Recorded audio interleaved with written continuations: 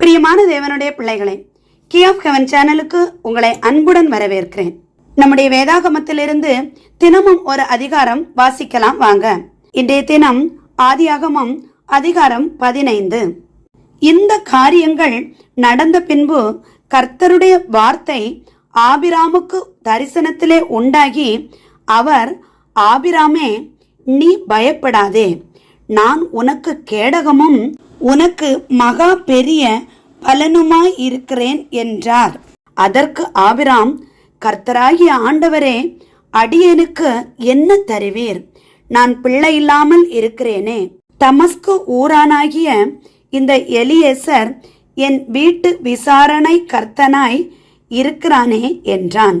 பின்னும் ஆபிராம், தேவரீர் எனக்கு புத்திர சந்தானம் அருளவில்லை. இதோ என் வீட்டிலே பிறந்த பிள்ளை எனக்கு சுதந்திரவாளியாய் இருக்கிறான் என்றான். அப்பொழுது கர்த்தருடைய வார்த்தை அவனுக்கு உண்டாகி, இவன் உனக்கு சுதந்திரவாளி அல்ல, உன் கற்ப பிறப்பாய் இருப்பவனே உனக்கு சுதந்திரவாளி ஆவான் என்று சொல்லி, அவர் அவனை வெளியே அழைத்து, நீ வானத்தை அண்ணாந்து பார், நட்சத்திரங்களை எண்ண உன்னால் கூடுமானால் அவைகளை எண்ணு என்று சொல்லி, பின்பு அவனை நோக்கி, உன் சந்ததி இவ்வண்ணமாய் இருக்கும் என்றார். அவன் கர்த்தரை விசுவாசித்தான். அதை அவர் அவனுக்கு நீதியாக எண்ணினார். பின்னும் அவர் அவனை நோக்கி, இந்த தேசத்தை உனக்கு சுதந்திரமாக கொடுக்கும் பொருட்டு உன்னை ஊர் என்கிற கல்தேருடைய பட்டணத்திலிருந்து அழைத்து வந்த கர்த்தர் நானே என்றார்.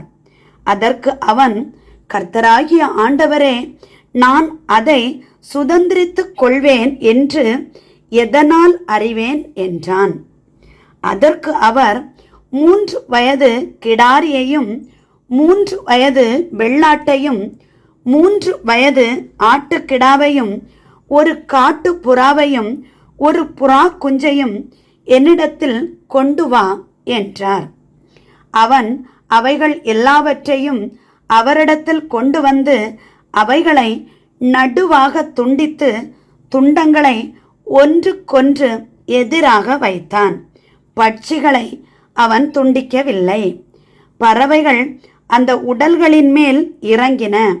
அவைகளை ஆபிராம் துரத்தினான். சூரியன் அஸ்தமிக்கும் போது ஆபிராமுக்கு அயர்ந்த நித்திரை வந்தது.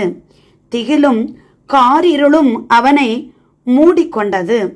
அப்பொழுது அவர் ஆபிராமை நோக்கி, உன் சந்ததியார் தங்களுடையதல்லாத அந்நிய தேசத்திலே பரதேசிகளாய் இருந்து அத்தேசத்தாரை சேவிப்பார்கள் என்றும், அவர்களால் 400 வருஷம் உபத்திரவப்படுவார்கள் என்றும் நீ நிச்சயமாய் அறிய கடவாய்.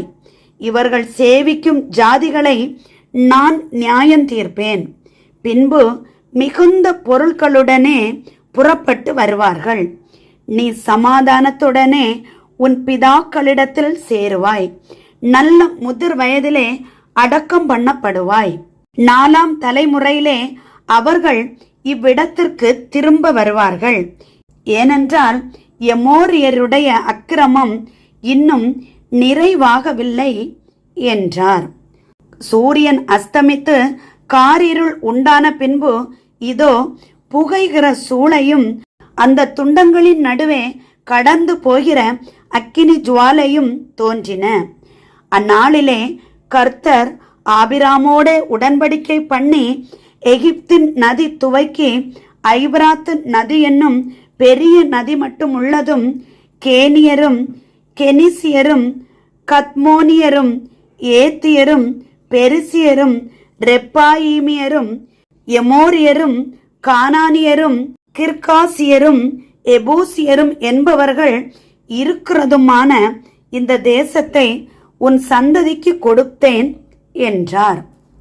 ஆதியாகமம் அதிகாரம் 15 மொத்த வசனங்கள் 21 உள்ளன. பிரியமான தேவனுடைய பிள்ளைகளே, உங்களுக்கு இந்த தினமும் ஒரு அதிகாரம் வாசித்தல் பிடித்திருந்தால் நீங்க நம்ம சேனலுக்கு சப்ஸ்கிரைப் பண்ணி ஃபாலோ பண்ணுங்க. அப்பதான் அடுத்தடுத்துள்ள வீடியோக்கள் உங்களை உடனுக்குடன் வந்து சேரும். ஆண்டவர் நம் அனைவரையும் ஆசீர்வதித்து காப்பாராக. ஆமேன். என்றும் அன்புடன் லைலா ஜேசுபாலன்.